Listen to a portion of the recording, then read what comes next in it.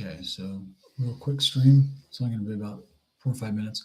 Just some quick thoughts about Donald Trump today with what happened in Davos. I think Trump kind of upended the New World Order when he basically went into Davos and said the United States only cares about the United States. It's not so much interested in what the rest of the world thinks. Definitely a dividing line between what the United States wants to do and what European countries under the EU/NATO agreement want. Obviously, NATO doesn't really care about the United States does as long as the United States is paying for everything NATO does. And the EU doesn't care as long as they can have higher tariffs on our goods and restrict our imports into their country. So it's not an equal partnership. It has never been an equal partnership. And the more we pretend that Europe is our friend or that the Europeans care about the United States as much as we supposedly care about them, it's kind of ridiculous. I think what Donald Trump did here was monumental. He kind of created a division that no matter what other presidents that come after him say, it's not going to matter. The reason it's not going to matter is because people are always going to reference back to what Donald Trump was saying. Because Donald Trump basically came out and said that the United States has no problem doing it alone. We want Greenland. We feel that that is a strategic necessity for the United States. We need to restrict Russia and China from going into the Arctic area. We need Greenland. We want it.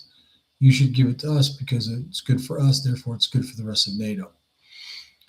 What NATO and the EU said is, nope, we're going to posture. We're going to come into Greenland. We're going to send troops and show that you can't push us around.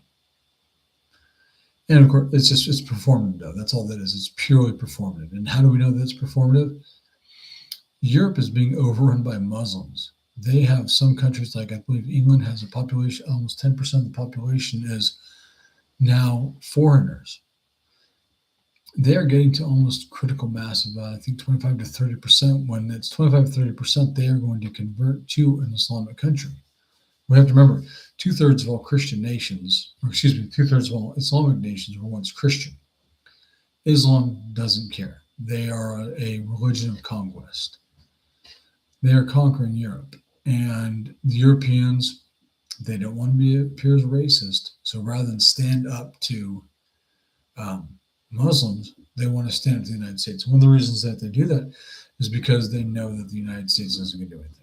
They're not afraid of us. They know we're not going to attack Greenland. They know that we're not going to attack the rest of them. They won't stand up to Muslims. So the way that they prove that they're strong and powerful is that they stand up to the United States, quote unquote, even though Trump has said that he wants to purchase Greenland. It kind of reminds me of after World War II, Charles de Gaulle, the leader of the Free France movement, gave a victory speech, and he refused to mention the United States. And one of the reasons he refused to mention the United States is because he was so humiliated during the war by the Germans that the French played almost no role in the entire war. And to save face, instead of coming out and thanking the United States, he disrespected the United States and only mentioned the French. And this is one of the ways that he saves face. This is what Europe is doing now. They're trying to save face because they are being invaded. They're being invaded Muslims because they don't want to appear to be racist. That's all there is to it. All right, guys. 4 minutes, not bad. First chat.